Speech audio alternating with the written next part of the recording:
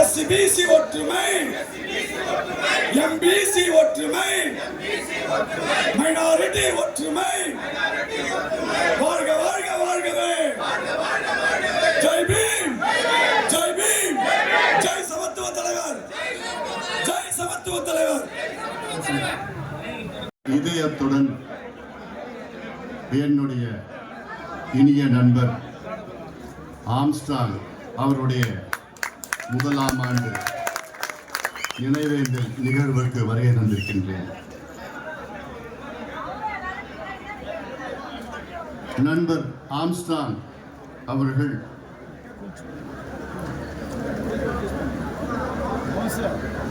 தமிழ்நாட்டில் உள்ள அனைத்து பூர்வகுடி மக்கள்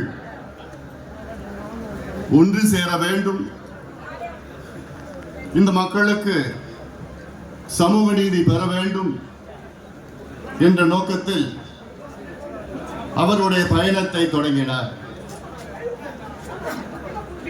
கடந்த ஆண்டு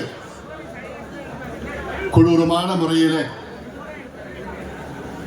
நம்மை விட்டு அவர் பிரிக்கப்பட்டார். அதற்கு முன்பாக பல முறை என்னுடன் நேரடியாக கருத்துக்களை சொல்லி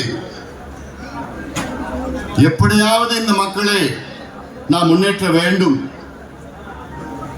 என்ற ஒரு மைய கருத்தை தொடர்ந்து சொல்லி வந்தார். இன்று தமிழ்நாட்டில் பூர்வகுடி மக்கள் என்றால்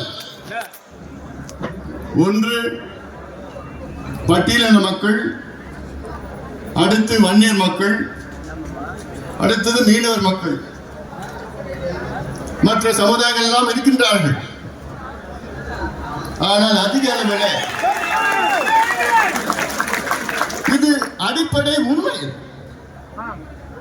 ஆனால் நம்மை பிரித்தாண்டு சூழ்ச்சி செய்து நமக்குள்ளே மோதல்கள் ஏவி விட்டு காலங்காலமாக நாம் ஏதோ எதிரி போன்ற ஒரு தோட்டத்தை உருவாக்கி இந்த இரு சமுதாயங்களும் முன்னேறாமல் கூலியாக படிப்பறிவு இல்லாத மதுவுக்கு அடிமையாக்கி அப்படியே வாக்கு வங்கிகளாக தேர்தல் நேரம் வந்தால் வாக்கு வாக்கு வாக்கு அவ்வளவுதான்.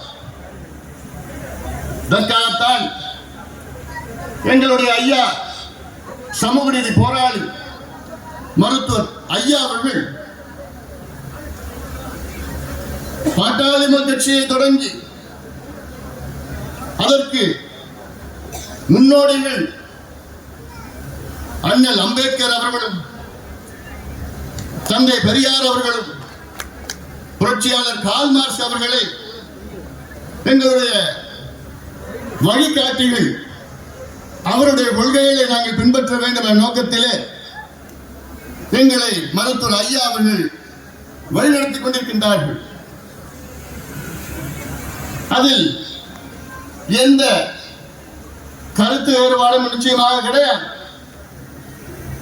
இடையிலே சூழ்ச்சிகள் செய்து நம்மை பிரித்து ஆண்டு கொண்டிருக்கின்ற கட்சிகள் இதை இன்றைய தலைமுறை புரிந்து கொள்ள வேண்டும்.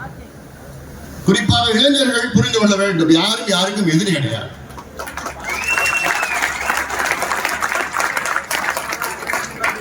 நமக்கு